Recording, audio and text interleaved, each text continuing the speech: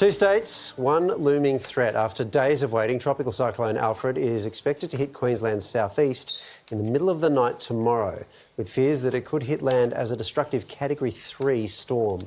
Millions in the firing line told to prepare their homes now before it's too late. Queuing in the heat for up to 3 hours. There are plenty of sandbags, but not enough sand. Always concerned when there's a cyclone around, mate. I don't want the water coming into my house. We'll provide an additional 250,000 sandbags to the Queensland Government. The clock ticking down as more than 4 million people brace for impact. I just feel this is something unprecedented and I hope I never see it again. Bit of the unknown, isn't it? We're now into the phase where it's hours rather than days. Tropical Cyclone Alfred set to hit at the worst possible time. A cyclone could in fact cross the coast on high tide in the middle of the night. In the worst possible place. The Category 2 system set to make landfall between Maroochydore on the Sunshine Coast and Coolangatta on the Gold Coast. The centre of the storm, near Brisbane, where 20,000 homes could go under. The ADF is now engaged as of right now. Everybody's a little bit apprehensive. Obviously, we haven't had a cyclone in this area for decades. The Gold Coast, where powerful waves are already wiping out parked cars, is expected to cop the worst of the winds. Southeast Queensland grinding to a halt. Schools to close, public transport canned, and flights cancelled. People should not be out tomorrow and the next day at the very least.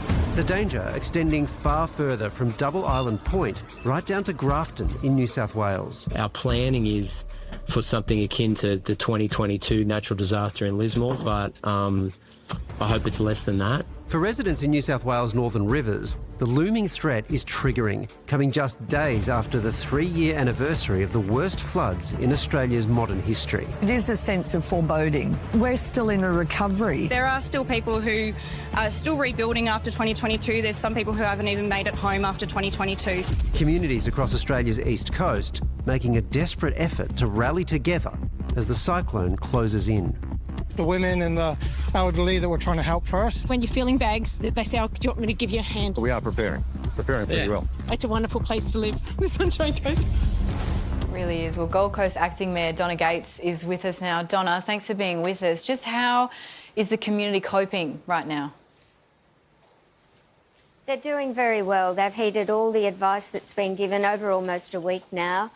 They've collected their sandbags, they've got themselves set up, and we're urging people to now stay indoors. It's great that you say that they're heeding advice, because I've got to admit, as a Brisbane local, I was at the Gold Coast last week. This seems so unfathomable to me. Are people taking it seriously, or as seriously as they need to?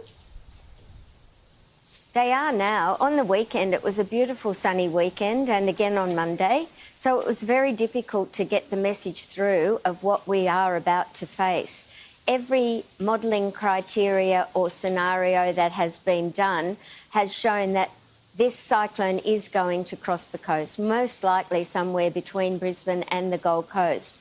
So I think we've been reinforcing that message over and over again, and the people have listened. There were long queues for sandbags today, yesterday and all of the week. We had to open additional self-serve sandbag locations here on the coast.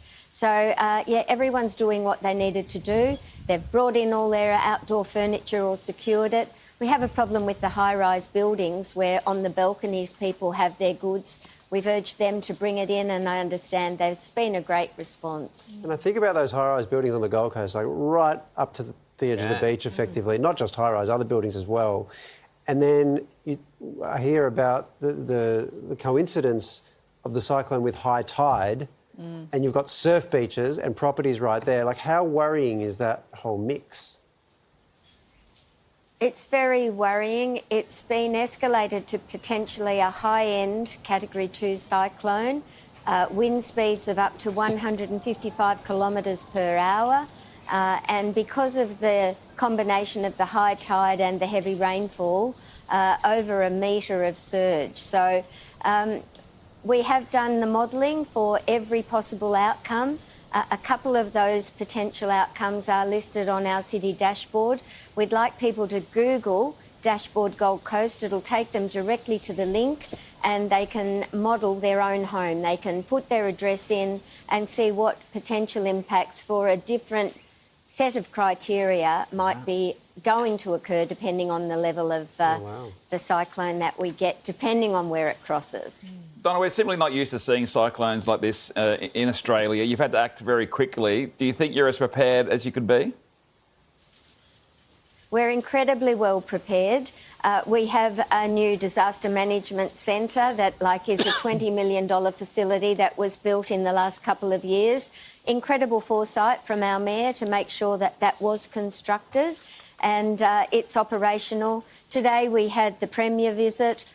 We had Minister Jenny McAllister. The Prime Minister was here today.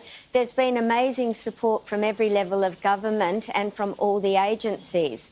We've met with the agencies every day this week, so all of the support services are in place. We couldn't be better prepared, but it is the unknown. The last time we had an event of this magnitude was 1954. We had the 74 floods thereafter, but the comparable event was 1954. So it's not unprecedented, but very unusual. Indeed. Well, it's a hell of a time for you to step into the role as acting mayor. All the best with it. Thank you very much for speaking to us. Thank you so much. ABC Radio Brisbane host Loretta Ryan is in Brisbane, directly in Cyclone Alfred's path. Loretta, how are you all feeling? Well, that's a good question, and I have to be honest, I am feeling a little bit nervous myself. I've never been through a cyclone before, and that's the thing, neither have many Brisbaneites at all. We've seen plenty of storms and floods here, but a cyclone is a whole nother ball game. So really the nervous part is you don't really know what to expect. You've heard about the winds before, you've heard about the rain, the noise we're hearing about. I do the breakfast show on ABC Radio Brisbane and we have so many listeners ringing in. Some of them are great because they've lived in North Queensland, so they're telling us what to expect. But that is the scary part, not knowing what will happen when it does hit, which we're thinking will be in the early hours of Friday morning. Yeah, and then we had the Premier. Let's talk about considering evacuation plans. What are you seeing? Are people leaving? Well, people are being door knocked in some areas. The Brisbane City Council did some modelling and there's about 20,000 homes that are under threat of inundation from flooding.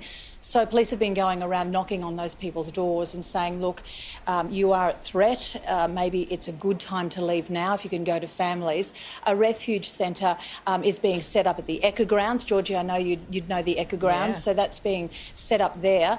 And after the cyclone hits, evacuation centres will be set up for people who maybe can't go back to their homes. We're seeing so much vision of sandbags being made. What else have you seen when it comes to the preparation of the residents? Because as you say, we're not used to this. We're not used to it. I think what's happening is people are seeing everybody else preparing and buying up water bottles, going to get sandbags, going to the supermarkets and thinking, oh, gee, I really should start to buy a few things. And I think, as I said before, we're used to storms, but we're not used to preparing for a cyclone. So, yes, people are doing things now like taping up windows. They've been told from other people, do we tape up windows? Do we leave our windows open in a cyclone? What do we do? So they're the calls we're getting to the radio station and we are giving them as much advice as we can. As you see, we've set up our team in a hotel here, Hotel Grand Chancellor in the city, because our station at South Bank actually is prone to flooding. So we've moved our emergency team here so that we can do our 24-hour rolling coverage because it's all about companionship during times like this and right throughout the night when the storm is hitting, people, are wanting our voices and wanting a bit of calm. So that's what we're just trying to do for everybody. Yeah, and I know firsthand the work that ABC Radio does as an emergency services broadcaster, Loretta, so all the best with that. Stay safe, and here's hoping you have a studio to go back to. Thank you so much.